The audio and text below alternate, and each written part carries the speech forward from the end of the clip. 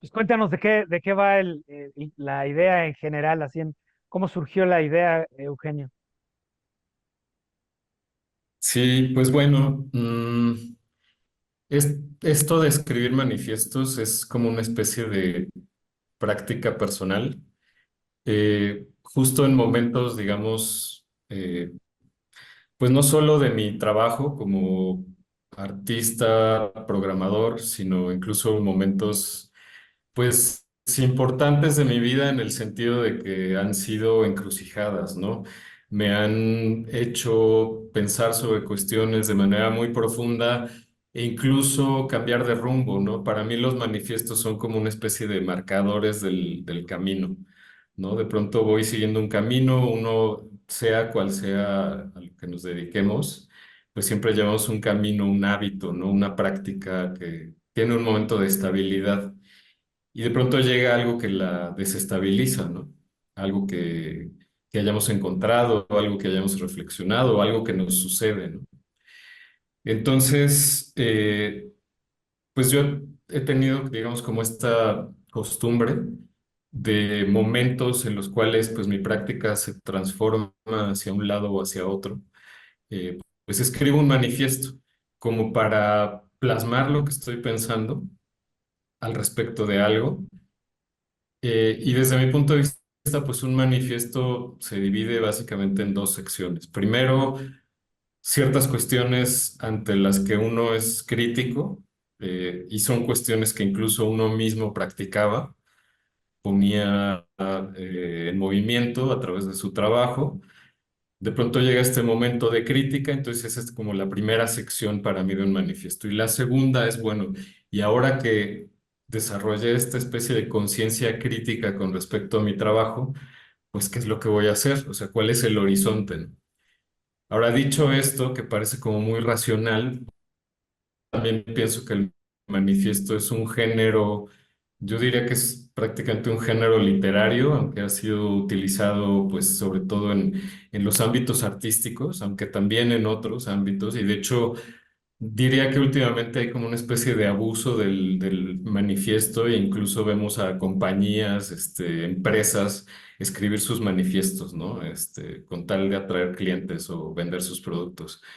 Entonces, estoy súper consciente de eso, pero justo esa flexibilidad del manifiesto es lo que me interesa, porque como les decía, el manifiesto como género, desde mi punto de vista literario, tiene algunos elementos, ¿no? Uno de ellos es la exageración, y está bien que un manifiesto sea exagerado, que sea melodramático, porque realmente es este quiebre, ¿no? Yo diría que un manifiesto es una especie de catástrofe, en el sentido de ruptura con algo que venía siguiendo su curso y de pronto se rompe y el curso de las cosas cambia hacia otro sentido, ¿no?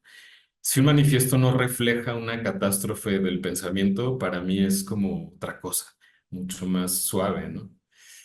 Entonces, obviamente, esa exageración, esas palabras altisonantes, esas frases grandilocuentes, pues para mí son características de un manifiesto, ¿no? Poner sobre la mesa algo que de pronto necesita de una crítica radical y después hacer un viraje hacia otro lado y proponiendo, pues, si aquello que se critica es un terreno a abandonar, pues ¿dónde está el nuevo terreno que vamos a habitar? Entonces, pues este es un manifiesto el que quisiera, no sé, comentar el día de hoy. Me encantaría que, pues, que esto fuera un diálogo con Jesús, con Jimena, con Octavio.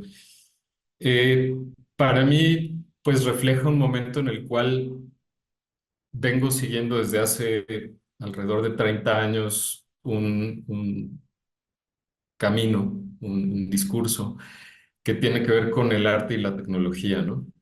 Podríamos llamarlo arte digital, que es como, pues, la especificidad, digamos, de una forma artística que explora los medios digitales, ¿no? Y que es, en realidad no es nada nuevo. A veces yo veo que de pronto se pone de moda el arte digital y pareciera que hubiera surgido ayer, pero en realidad ya hay experimentos de artistas que trabajan con tecnologías digitales desde los años 50, ¿no? Obviamente son experimentos muy rudimentarios, con las primeras herramientas que había en ese momento. Por poner un ejemplo, en los años 50, cuando todavía no existían los monitores, cuando todavía las computadoras sacaban, pues digamos, el output, los resultados en tiras de papel impresas, no sé si recuerdan Batman, que tenía esa supercomputadora que le sacaba estas tarjetitas, ¿no? Era el resultado de sus preguntas y sus cálculos. Pues bueno, en aquel entonces en la Universidad de Manchester había una de estas computadoras que daba los resultados impresos y en 1956 es uno de los primeros experimentos de poesía electrónica. Alguien, un programador, Strachey, se apellidaba, hizo un pequeño algoritmo para generar poemas de amor, aleatorios, combinatorios, y entonces la computadora daba en estas tarjetitas como resultado un poema de amor escrito por la MOOC, la Manchester University Computer, ¿no? Entonces esto es como para poner en evidencia que desde que existieron las computadoras y que se empezaron a utilizar las computadoras digitales, tal como las conocemos, o incluso pues como eran en aquel entonces, que eran unas moles tremendas que funcionaban con bulbos, que pues estaban solamente en instituciones como universidades, etcétera, etcétera. Ya desde ese momento, pues ya los artistas, los poetas empezaban a utilizarlas para explorar sus posibilidades creativas, ¿no? Entonces, esto es un poco para poner en evidencia que el arte digital no nació ayer, no nació hace poco, aunque ahora está bastante de moda. Y yo empecé a meterme allí desde hace muchos años, ¿no? Por lo menos 30 años. Estoy pues como programador y con mi vena, digamos, de escritor, etcétera, etcétera, pues estoy ahí trabajando en ese ámbito, ¿no? Y llega este momento en el cual, pues, digamos que las implicaciones sociales, materiales, ecológicas de no solamente la fabricación, sino la operación de las computadoras, pues ya empiezan a tener una huella que es demasiado grande como para ser ignorada, ¿no? Y es ahí donde personalmente entro en esa crisis, ¿no? O sea, y quizás una pregunta mucho más amplia que va más allá de las tecnologías digitales, ¿no? O sea, ¿qué tan legítimo es utilizar un medio de expresión que evidentemente pues valoramos la cultura, valoramos las formas de expresión, pero qué tanto estas formas culturales se les permite estar por encima de las condiciones materiales que les dan forma, ¿no? El caso del libro es un caso que ya se ha debatido muchísimo, ¿no? Imprimimos libros, ¿no? Y valoramos los libros como objetos culturales de los más importantes de nuestras culturas occidentales, ¿no? Y sin embargo, pues todos y todas sabemos que para hacer un libro, pues hay que usar papel, que eso viene de fibras vegetales y por lo tanto, pues de maderas. Hay que usar tintas, que muchas de estas tintas pues tienen componentes químicos que son difícilmente degradables.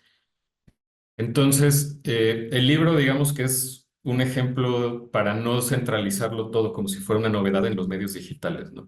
Se ha debatido sobre la huella ecológica del libro y aún así seguimos, digamos, en ese equilibrio un poco precario de decir, bueno, sí, los libros pues producen estos efectos que en muchos sentidos pues pueden ser negativos, pero son muy valiosos. Hemos decidido darles un lugar preponderante en nuestra cultura. Entonces, hay libros con papeles reciclados, hay tintas vegetales, entonces hay como este intento de paliar, digamos, los efectos negativos de la cultura, ¿no?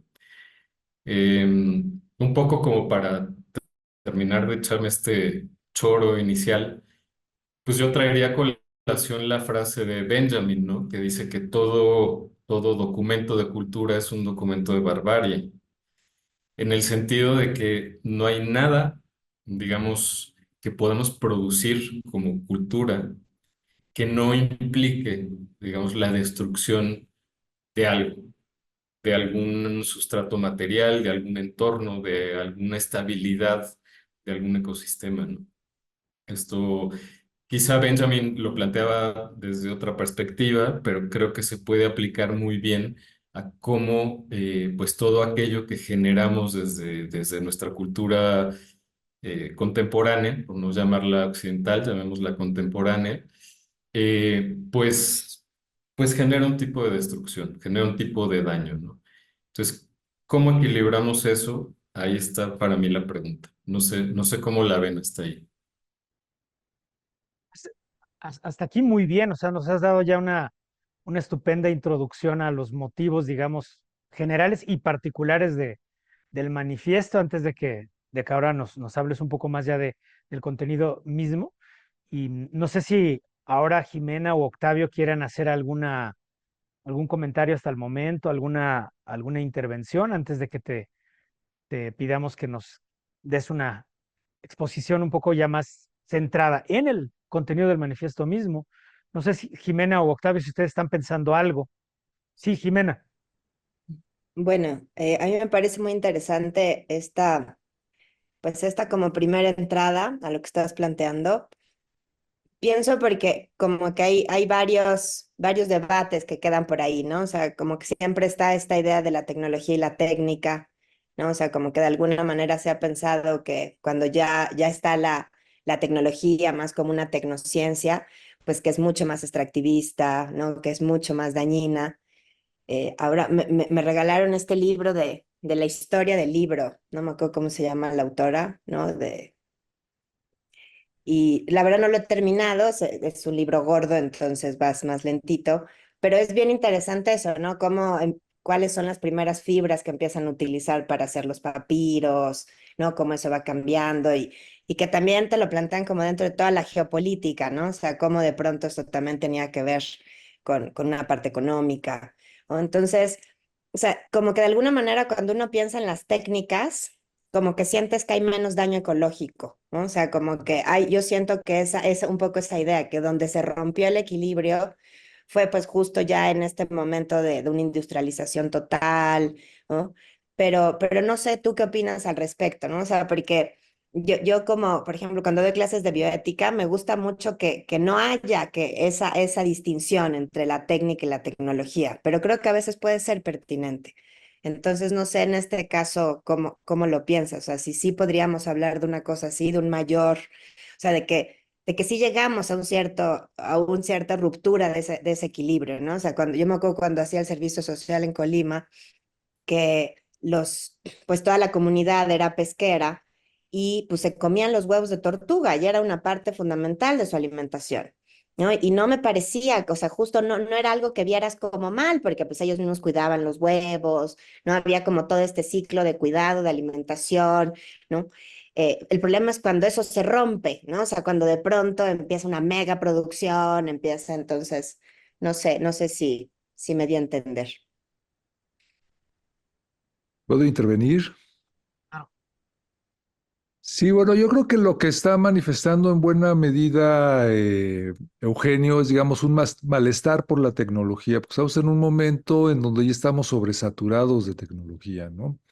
Con el advenimiento de la inteligencia artificial y otra serie de herramientas que han surgido en los últimos años, como las redes sociales, como los teléfonos celulares, pues realmente hay una invasión ya brutal del espacio, incluso personal, de la tecnología, ¿no? Y eso también, de alguna manera, como que en el manifiesto, lo que quiere hacer Eugenio es plantear una especie de retorno a la naturaleza. Pero el problema, como también lo dice, es que hay una catástrofe en ese sentido, ¿no? Porque volteamos y de repente decimos, ¿dónde está la naturaleza? O sea, la naturaleza ya no es algo que frecuentamos o que podamos frecuentar fácilmente, por lo menos cuando habitamos en una ciudad como la Ciudad de México. Incluso si salimos al campo, ya no existe ese campo, pues cuando éramos niños, ¿no? En donde podías ir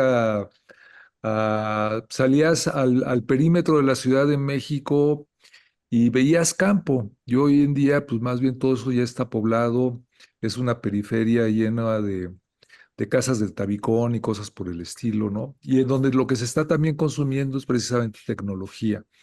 Entonces creo que estamos ya en ese punto de catástrofe en donde, en donde hay un malestar precisamente por esta sobresaturación.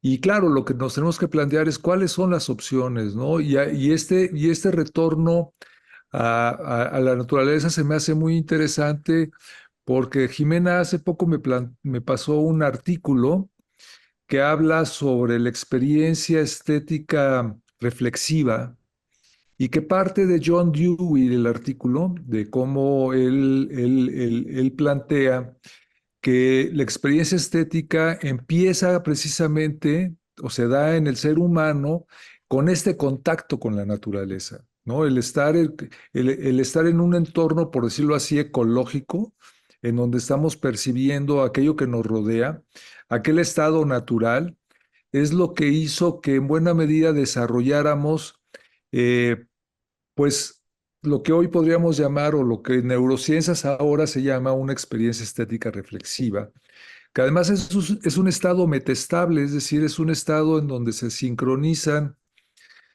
por un lado el modo atencional, por otro lado el modo basal, pero es un estado, digamos, frágil, ¿no? Es casi un momento de sincronía y asincronía al mismo tiempo, y que es eso, ese estado, digamos, que se supone que en buena medida los objetos que llamamos arte o las piezas que llamamos arte deberían de provocar, también estamos generando un arte que ya no va por ahí, ya no trata, el arte hoy en día ya no trata de generar una experiencia estética reflexiva, sino más bien un discurso, ¿no?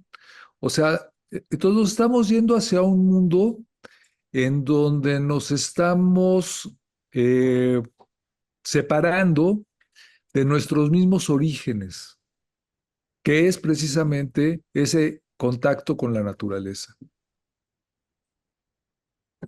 Muy bien, pues hasta el momento hemos tenido una conversación, digamos que anticipa ya lo que nos va a plantear ahora Eugenio, y digamos que es una conversación en torno a la idea del manifiesto, ¿no?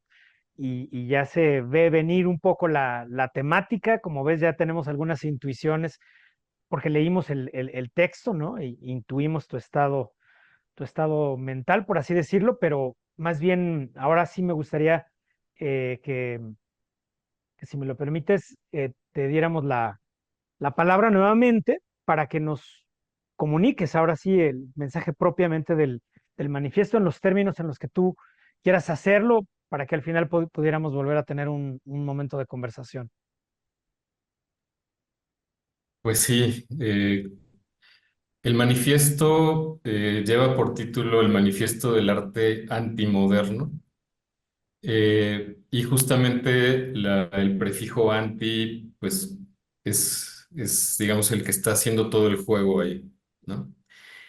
Se ha hablado de la posmodernidad, obviamente del arte moderno, que supuestamente precedió al arte contemporáneo. Hay toda una línea de tiempo dentro de la historia del arte que hay que atender.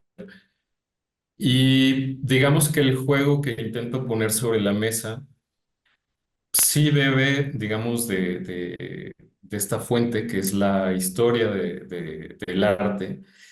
Pero el prefijo anti significa ir en sentido opuesto a, ¿no? Es ir en dirección contraria hacia esta herencia que hemos recibido y que aún está viva, que es la herencia de la modernidad. Se ha hablado muchísimo de la modernidad como etapa histórica, como etapa del pensamiento occidental, y se la ha caracterizado por, pues, tender hacia o tener como un horizonte que es una especie de emancipación de la naturaleza. Y ahí, para lograrlo, pues se crea una división muy clara entre cultura y naturaleza, ¿no? Pensemos esto de dónde viene. Si tenemos esta necesidad o se tuvo en algún momento la necesidad de emanciparse de la naturaleza, es porque la naturaleza pues llega a ser hostil, esto no hay que negarlo y evidentemente pues hay pueblos que sufren, digamos, de sequías, de inundaciones, de fríos extremos, de una biodiversidad muy reducida. Pensemos específicamente en Europa, que pues Europa necesitó colonizar muchos otros países para poder suplir las necesidades de sus habitantes, ¿no? Porque pues, simple y sencillamente Europa no era capaz de producir todos los alimentos que eran necesarios para nutrir a la población. Entonces, de pronto, pues en tierras más tropicales, con otro tipo de climas, de biodiversidades, pues había alimentos que realmente revolucionaron la calidad de vida en Europa, subiéndola a niveles que antes no tenían. Para ello, pues, como decía, se hubo de emprender esta aventura colonial, que pues ya sabemos que tuvo desenlaces bastante lamentables en muchos casos, si no en todos, y pues hubo, digamos, como esta ilusión de que había por una parte la cultura y esa cultura al fortalecerse justamente y enriquecerse en buena medida con técnicas y tecnologías, que en un momento voy a intentar ilustrar esta cuestión de las técnicas y tecnologías, esta cultura que se hacía fuerte era capaz de dominar justamente a la naturaleza, ¿no? Hay autores que claramente pues ponen, digamos, el dedo en la llaga, como Bruno Latour, que dice que, bueno, que esta separación entre cultura y naturaleza pues siempre fue una ilusión. Es imposible pensar lo natural y de hecho también es imposible pensar lo natural sin lo cultural. Hay una unión, una simbiosis, una copoiesis, por llamarlo de alguna manera, donde sabemos que la propia idea, pero la forma también de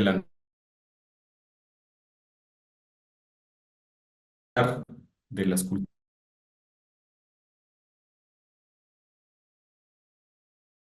pues estas culturas están también sujetas a pues las realidades biológicas, climáticas, geológicas del territorio donde están emplazadas, ¿no? Entonces, siendo realmente inseparable cultura de naturaleza, pues todo este proyecto de la modernidad, pues supone también una especie de ilusión de que podemos emanciparnos de la naturaleza.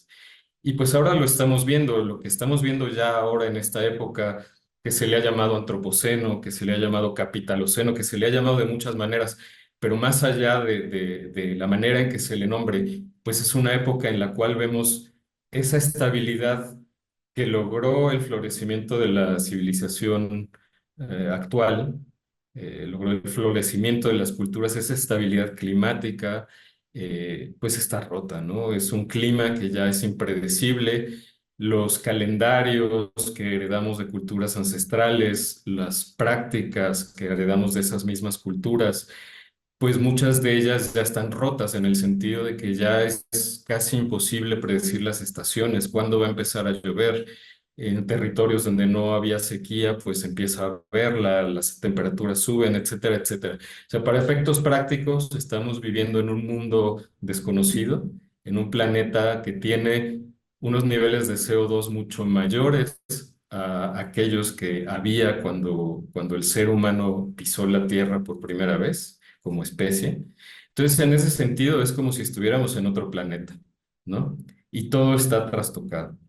Entonces, el planeta mismo nos está diciendo la cultura y la naturaleza son inseparables y la cultura de dominación de la naturaleza tiene que cambiar. Brevemente, para hablar de técnicas y tecnologías, una técnica, desde mi punto de vista, es algo que forma parte de un acervo cultural, es algo que se puede transmitir de generación en generación. Por ejemplo, la técnica de deshiervar un campo. Si yo tengo un cultivo, por ejemplo el maíz, y sé que hay ciertas hierbas que compiten por nutrientes con ese maíz, que digamos es el cultivo principal, pues la técnica que se enseña de generación en generación es el deshiervo. Ahora, la tecnología que me permite ese deshierve, pues inicialmente fueron cuchillos, fueron diferentes instrumentos de piedra, de metal, de cerámica, que pues permitían a las manos humanas llegar a donde sus dedos no podían. A veces las hierbas están muy enterradas, son muy duras, entonces necesitamos un objeto cortante que nos ayude a arrancar esas hierbas, ¿no? Y ahí podemos decir que la tecnología cumple con esa función de extensión del cuerpo, ¿no? De extensión de las posibilidades físicas del cuerpo. Aquí hay mucho que comentar porque muchas de las utopías que dieron paso a la modernidad, a la ilustración, están basadas en el desarrollo tecnológico. Basta pensar en La Nueva Atlántida de Francis Bacon, donde se narra la historia de una sociedad perfecta, ¿no? En perfecta armonía de dominio, pero armónico con la naturaleza, gracias a tecnologías muy avanzadas, ¿no? Es pues una utopía, tal cual, es una historia, pero que dio origen a la Royal Society, por ejemplo, a la sociedad científica más longeva del mundo, que todavía existe en el Reino Unido. Entonces, bueno, digamos que este proyecto de la modernidad también, digamos, se filtra hacia dentro de las artes. Y son artes que empiezan a crear una especie de jerarquías o divisiones. Son artes que empiezan a ir por el lado más de creación de discurso y no de experiencias estéticas, como ya lo apuntaba Octavio en una conversación previa. Y pues este arte de alguna manera empieza a crear esta etiqueta de lo que es una artesanía, es decir, algo que quizá es una herramienta tecnológica que tiene una estética, evidentemente, pero que cumple una función. Y empieza a ver esta idea del arte como algo que no debería tener función, de algo que debería estar libre o no supeditado a lo funcional, a la realización de una tarea, a la realización de un propósito. Entonces, yo diría que la contribución de la modernidad al arte es esta liberación de la necesidad, liberación de lo funcional. El arte empieza a ser el arte por el arte para el arte sin que haya nada más afuera. Entonces se crea esta ilusión de una burbuja y en buena medida es algo que hemos heredado, a pesar de las múltiples revoluciones que ha habido dentro del arte, las vanguardias del siglo pasado, las exploraciones tecnológicas más recientes del arte digital, sigue habiendo, digamos, esta conciencia, en buena medida, de que el arte existe en una esfera aislada de todas las cuestiones políticas, sociales, pues obviamente ecológicas, materiales, ¿no? El arte está en esa esfera separada de la necesidad. Esto es como el primer punto que yo quisiera impugnar en el manifiesto, empezando con esta frase, ¿no? Que dice, el arte participa más intensamente que nunca en la destrucción del mundo, en la depredación de lo vivo. Y es simplemente hacernos conscientes, y quizá aquí me voy a enfocar ya en las tecnologías digitales, de cómo los dispositivos que utilizamos para crear arte digital, que como les decía, pues viene de una historia de por lo menos 50 años, si no es que más, pues todos estos dispositivos están hechos de minerales, están fabricados con plásticos, están ensamblados en lugares donde pues existen condiciones laborales que no son para nada positivas. La operación, digamos, de estos equipos que requiere de energías y de cada vez más alimentación, pensemos en los actuales servidores que nos permiten hacer un prompt y tener una imagen generada por inteligencia artificial, pues son servidores enormes, son máquinas que tienen que hacer cálculos increíblemente complejos y laboriosos, demandantes no solo, digamos, en un poder computacional abstracto, sino de una manera muy concreta. Son servidores que hacen tantos cálculos y que requieren de tanta energía que necesitan ser enfriados con una cantidad de agua bastante considerable. Y es un agua, de hecho sea de paso, que no es que se pueda reciclar. El agua que se utiliza para enfriar un centro de datos que genera las imágenes de inteligencia artificial para evitar que se formen hongos, para evitar que se acumulen minerales y que eso tape, digamos, los mecanismos de flujo de líquido. Se le añaden ciertos compuestos químicos que la vuelven imposible de potabilizar después, o se puede potabilizar, pero con procesos que también implican mucha energía. Entonces es básicamente algo que se pierde. Y cuando yo tengo, por ejemplo, una sesión con ChatGPT, que es esta herramienta que está muy de moda, que nos genera textos a partir de unas bases de datos enormes, una sesión de 5 o 10 prompts con ChatGPT, pues equivale a utilizar una botella de medio litro de agua. Son los estudios más actuales que se tienen. Hay estudios que están saliendo cada día prácticamente y cada día se está revelando más y más cómo la materialidad implicada en todos estos procesos, pues es muchísimo más grande de lo que habíamos sospechado, ¿no? Cuando estamos frente a la pantalla, pareciera todo inmaterial, todo está hecho de luz, ¿no? Y conectar la computadora en mi casa, pues es un acto inocente, así como conecto la licuadora, la lavadora, el horno, etcétera, etcétera. Es como si fuera un electrodoméstico más.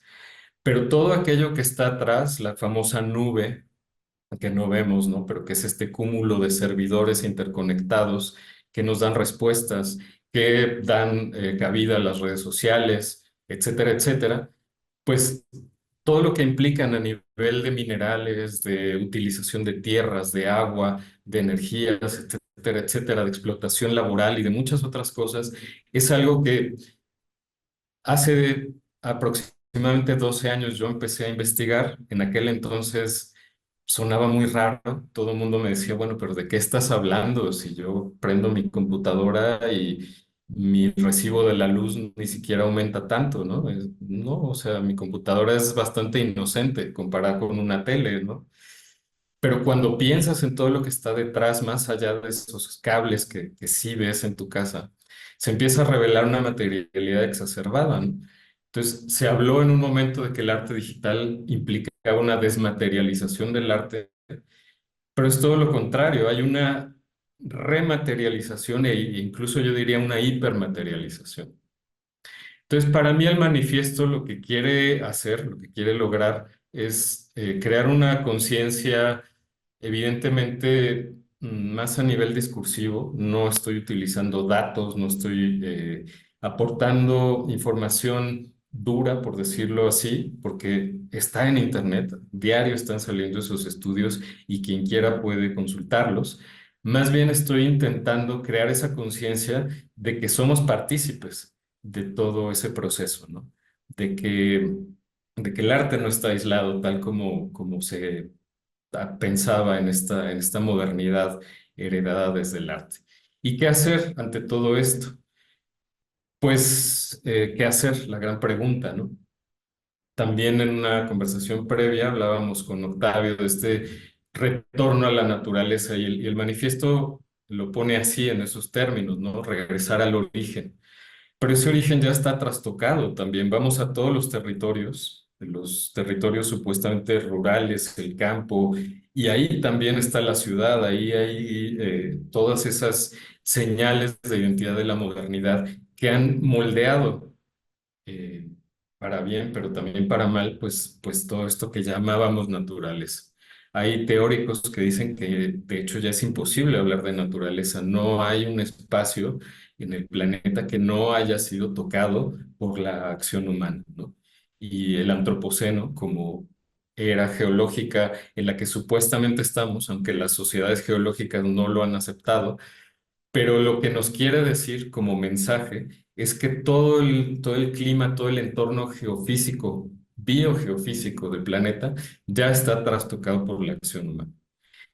Entonces, quizá lo que quiere hacer el manifiesto es llamarnos a pensar de la manera en la cual somos partícipes de todo esto, de que el arte, que pareciera una actividad pues sin mayor implicación, una actividad netamente positiva, también tiene, digamos, este lado oscuro, por decirlo de alguna manera, y en realidad el manifiesto no es prescriptivo, no dice hay que hacer esto.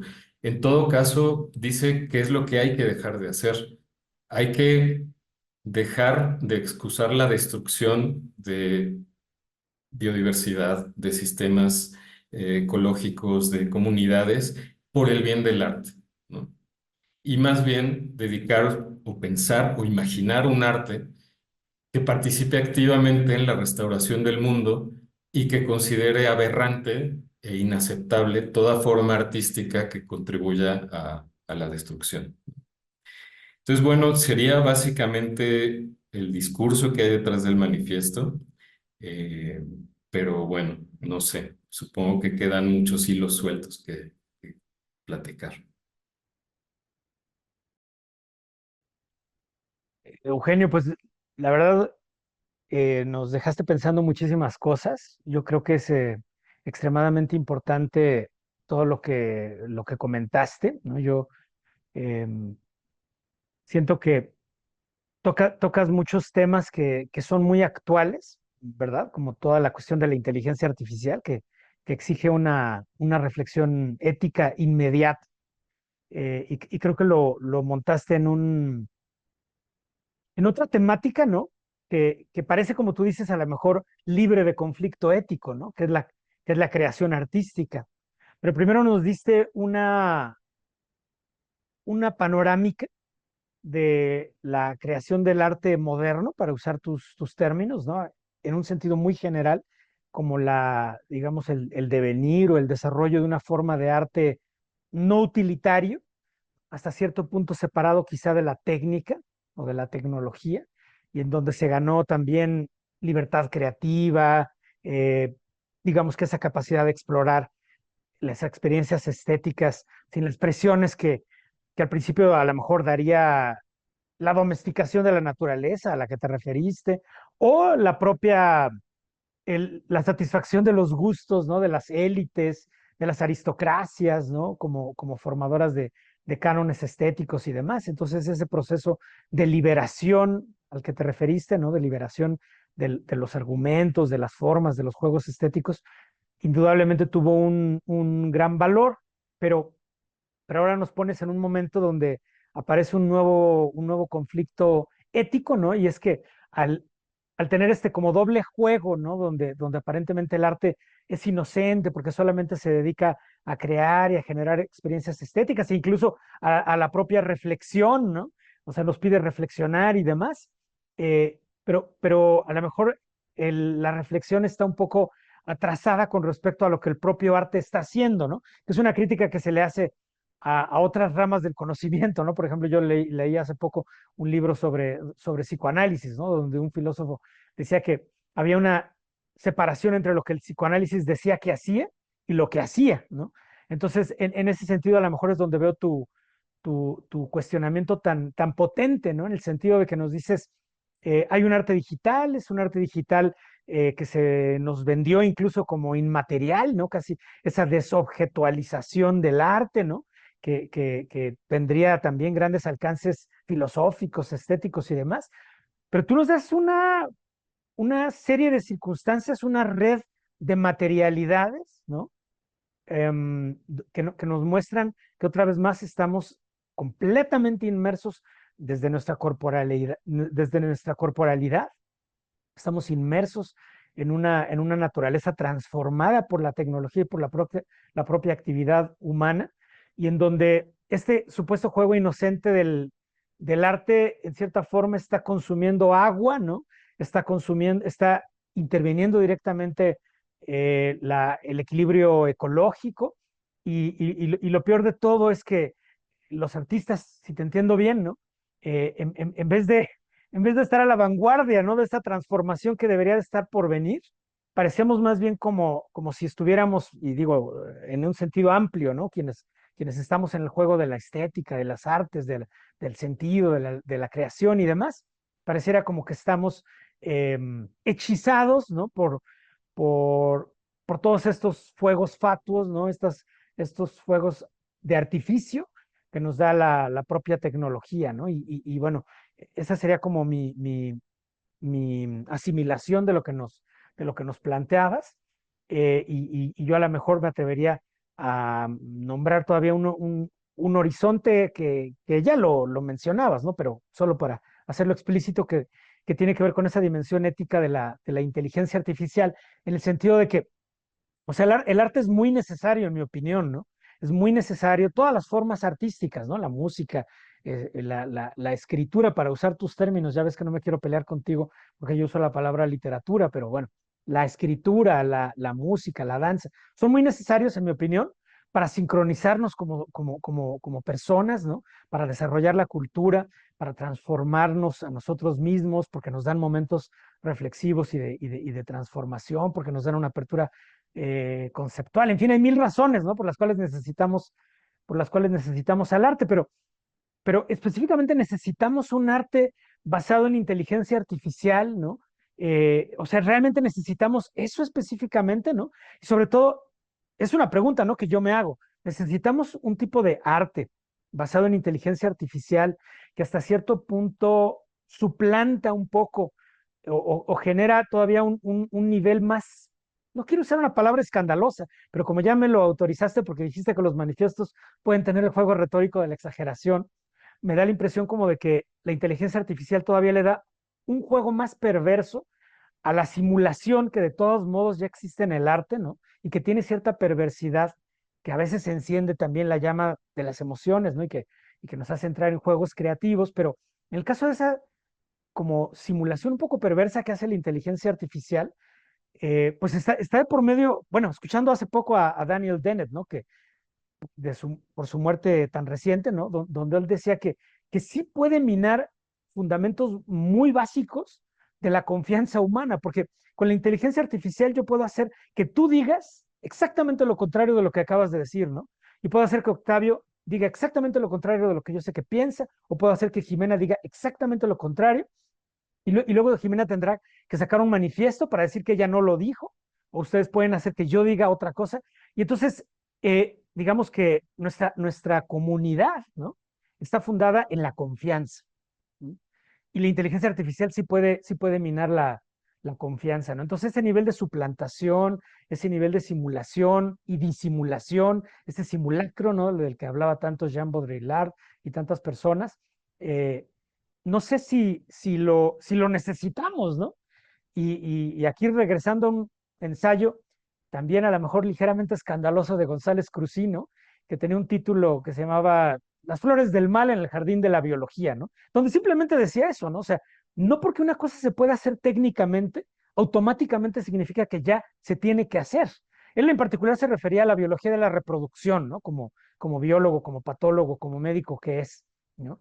En la biología de la reproducción, y aquí Octavio es experto en eso, no necesariamente todo lo que técnicamente se puede hacer, se tiene que hacer. Y pareciera que la inteligencia artificial no estamos encontrando ningún límite, ¿no? No hay, sí hay reflexiones, pero son aisladas y no tienen ninguna potencia política, no tienen ninguna potencia legislativa, nada parecido, ¿no? Entonces, sin entrar en alarmismos ni en sensacionalismos de ningún tipo, yo creo que tu manifiesto, la verdad, a mí sí me pone a pensar, ¿no? Y pues muchas gracias por plantearlo. Le dejo la palabra a Jimena. Sí, Octavio creo que quería decir algo que Ah, quizá que se... perdón. Adelante, Octavio, adelante, por favor. Bueno, yo lo que quería decir que a mí eso de que el arte no tiene ninguna función siempre me ha parecido una pavada, ¿no? O sea, es algo que el arte siempre ha tenido muchísimas funciones y una de sus principales ha sido la de la propaganda, tanto religiosa como política. Y además esta propaganda siempre ha estado ligada mucho al poder. Y salvo excepciones, digamos que que además los podemos contar casi con los dedos, o sea, salvo excepciones como Goya o algunas de las vanguardias de principios del siglo XX, en fin, casos casi aislados. Digamos que en general el arte siempre ha estado ligado al poder, tanto político como religioso. Y en ese sentido, lo que es el arte digital y la inteligencia artificial está ligada al poder que tienen estas grandes empresas que se han establecidos en años muy recientes y que han crecido explosivamente y que son las que manejan pues, prácticamente toda la información del planeta, ¿no? Es decir, estas grandes empresas de las redes sociales, de los buscadores y que ahora están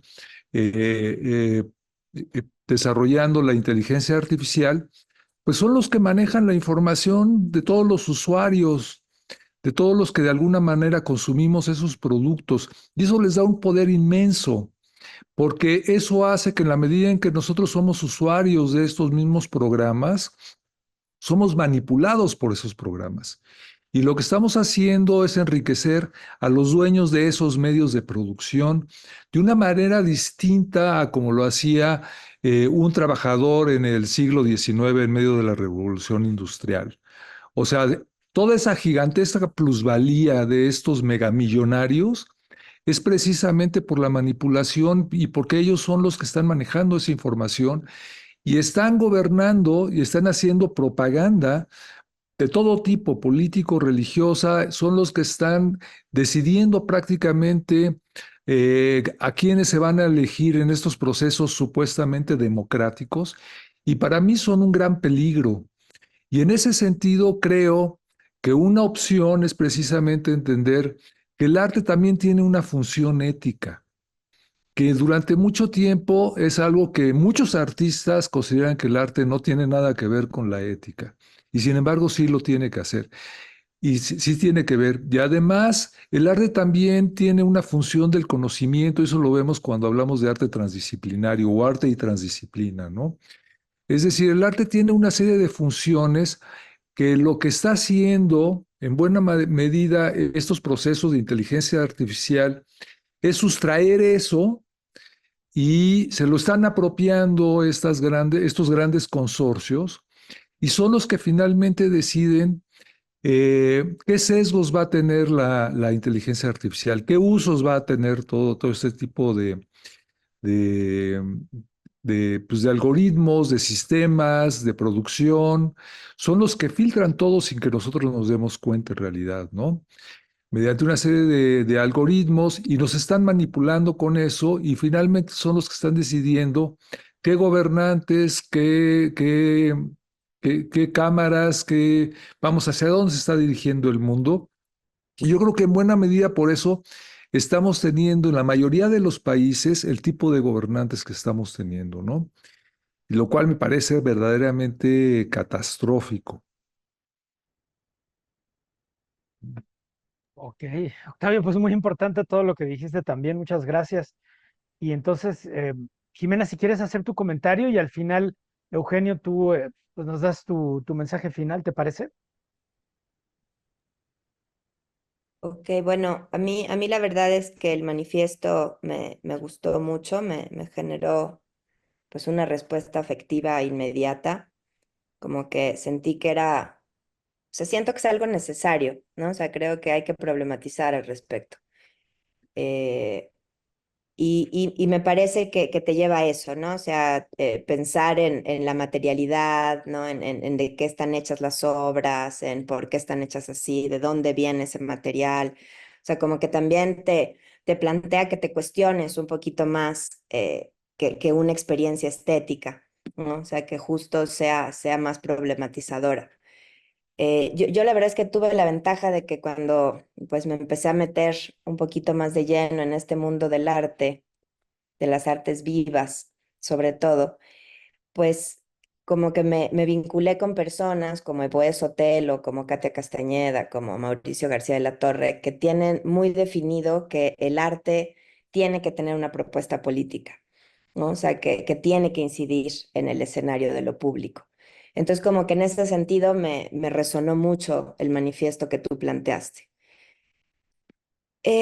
Hay cosas que me resuenan, o sea, por ejemplo, el pensar, yo también creo que sí, no hay que caer en el funcionalismo del arte, pero que sí, de alguna manera pues un fin, un objetivo, no sabría cómo decirlo, ¿no? Hay como una, o sea, como que para mí el arte tiene esta dirección, esta intencionalidad de hacerte sentir, ¿no? De transformarte, ¿no? De que justamente caigas en este mundo de lo extracotidiano, ¿no? O sea, que no es la experiencia del día a día, ¿no? O sea, hay quien defiende que sí, que hay una experiencia sensible, estética, de alguna manera, en el simple hecho de habitar un mundo. Y yo estoy de acuerdo con eso, pero a mí creo que desde mi punto de vista, desde mi perspectiva, que es no de artista, ¿no? Propiamente tal, me sigue haciendo mucho ruido un arte que no fomenta una experiencia estética. O sea, no sé cómo explicarlo, pero justo siempre es problemático, ¿no? Si es estético, si es sensible, ahora si es multisensorial, si es transdisciplinario, etcétera, pero siempre hay este apellido del arte que implica una experiencia que te mueve, ¿no? Que te choquea, ¿no? Que de alguna manera te transforma justamente. Entonces, esa sería un poquito mi pregunta, ¿no? O sea, ¿en qué sentido este arte, este manifiesto que nos estás planteando, de un arte antimoderno, si estaría, o sea, entiendo toda como esta historia, toda esta genealogía que de alguna manera se plantea, la necesidad de plantear un manifiesto de esta naturaleza, pero me queda la duda pues esto no sería simplemente un documento de micropolítica, ¿no? O sea, un documento más filosófico, un documento como de una naturaleza, claro que problematizante, claro que esclarecedora, ¿no? Pero me sigue quedando la duda de si dentro de este manifiesto estás pensando en esta parte de lo estético, ¿no? A mí, o como le queramos llamar, ¿no? O esta nueva construcción que quizá le queramos plantear, que viene muy a cuento, además, con que si queremos... pues entender estas nuevas materialidades, pues sería interesante también proponer nuevas experiencias sensibles, pero si para ti sería una condición necesaria de tu arte antimoderno o no, ¿no? Y en ese sentido, no sé, pensaba mucho como que otra cualidad que a mí me parece que tiene la experiencia artística es que te conecta, ¿no? O sea, que te conecta con otros seres humanos, ¿no? O sea, que para mí eso es la música, eso es la sonoridad, eso es el baile, el performance, ¿no? Que esta intercorporeidad te lleva a sentir lo que otros seres humanos, ¿no? Te recuerda que somos otros seres humanos. Y que en este sentido del manifiesto que tú planteas, siento que no solo se queda ahí, sino que además tendría como un propósito de conectarte con otras especies, ¿no? Conectarte con otros procesos vivos. Que eso me parece muy lindo, o sea, porque justo no es que el arte pues nos vaya a dar de comer inmediatamente, ¿no? O sea, sino que justo, o sea, sí podríamos hablar de una transformación espiritual, trascendente, ¿no? O sea, como esta contemplación pues te puede develar el mundo, ¿no? Te puede hacer ver el mundo de otra manera. O otra vez, ¿no? O sea, como, ¿a qué le llamarías como esa naturaleza donde pues emerge una nueva relación con ese mundo, ¿no? Hay una razón de develar. ¿No? Y bueno, creo que eso serían más como las cuestiones que me llevan a pensar, ¿no? O sea, como un poquito de dónde nos quedaría la poiesis, ¿no? O sea, como esta pulsión creativa, ¿no? O sea, eh, sí tiene cabida por ahí, ¿no? Y ya, muchas gracias. Pues Pues adelante, muchísimas Eugenio, si gustas. gracias. Ujú. Sí, perdón, Jesús, te interrumpí.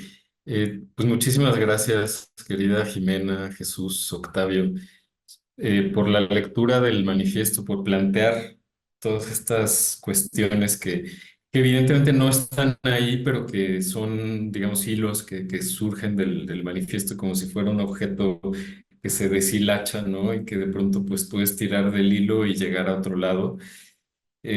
Justo eso es lo que quería lograr y pues creo que aquí con ustedes lo logré, o sea que me llena de felicidad porque es un objeto para pensar. Y quisiera empezar respondiéndole a Jimena y su preocupación por lo estético. Definitivamente yo pienso que es necesario, sobre todo ahora, perdón, volver a valorar lo estético dentro del arte, sobre todo después Pues de movimientos tales como el arte conceptual, de una discursivización, si se le puede llamar, del arte, ¿no? Cuando tienes, digamos, piezas artísticas que se han vuelto legítimas, que lo son, no tienen por qué no serlo, ¿no? Pero que están basadas en discurso, en puro discurso, y donde la estética pasa no solo a un segundo plano, sino que en algunos casos incluso no está en la propia pieza, ¿no? Estoy pensando en vanguardias como Fluxus, que algunos de sus artistas, la misma Yoko Ono, por ejemplo, producía series de instrucciones, eh, palabras escritas. Podríamos argumentar que esas instrucciones tienen una estética, etcétera, etcétera, pero lo que estaba, digamos, subrayando Yoko Ono, por ejemplo, con sus instrucciones, era un proceso, era un concepto. Y ahí, digamos que la estética no es que se haya despreciado, sino que pasa a un plano muy, muy posterior, o muy lateral, como queramos verlo. Pero yo estoy totalmente de acuerdo en que la estética sigue siendo ese momento que, como decías, querida Jimena, nos conecta, nos transforma, tiene ese poder de sacarnos de lo cotidiano, de llevarnos más allá, aunque podamos admirarnos frente a un árbol que vemos cada vez que vamos al trabajo, ¿no? Es una experiencia estética, pero el arte tiene, digamos, en teoría tendría algo más que ofrecernos más allá de la experiencia de estar cerca de ese árbol, ¿no?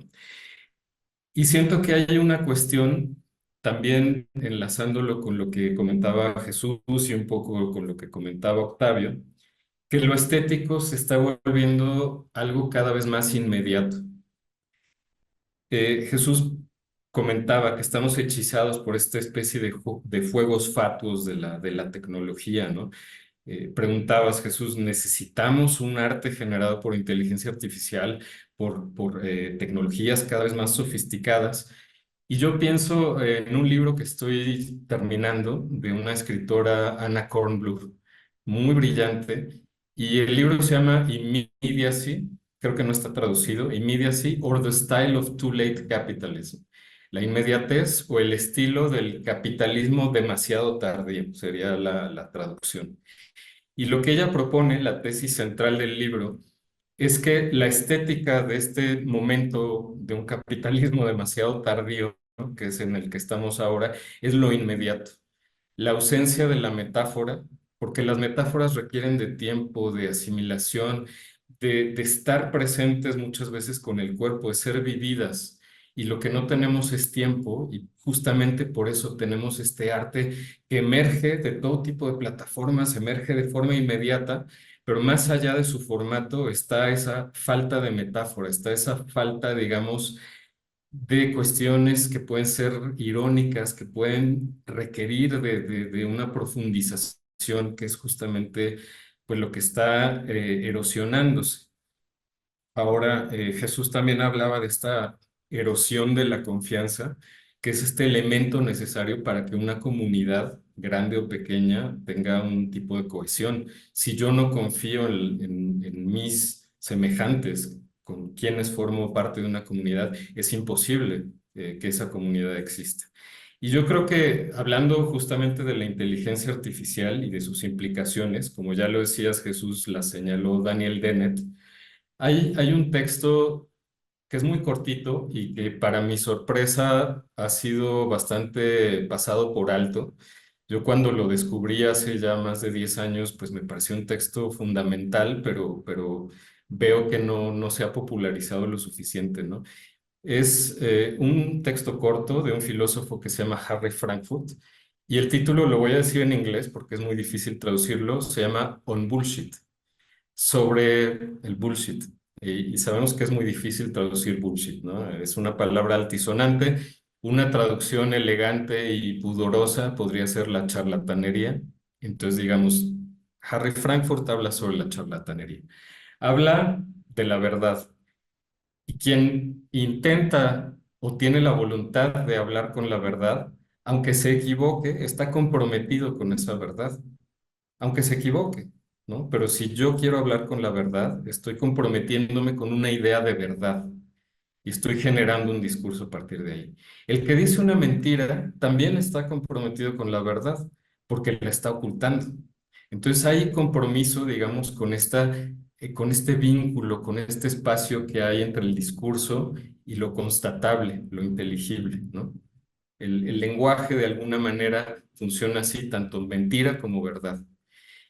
Y el bullshit del que habla Harry Frankfurt, la charlatanería, son enunciaciones que no están comprometidas ni con la verdad ni con la mentira, son hablar al aire, hablar por hablar. Y eso es precisamente lo que hace la inteligencia artificial, porque la inteligencia artificial no es una máquina semiótica, es una máquina de recombinación simbólica, es una máquina estadística que produce enunciaciones que parecen bien construidas en un lenguaje natural, pero que no están producidas desde una semiosis, no están producidas desde un proceso vivo. Recordemos a Eduardo Kohn en este libro maravilloso de Cómo piensan los bosques, que él dice que solo lo vivo produce semiosis y que lo semiótico y lo vivo son prácticamente lo mismo. Podemos debatirlo, pero lo que yo quiero decir es que en las enunciaciones de una inteligencia artificial hay una ausencia de valor semiótico, de valor semántico, ¿no?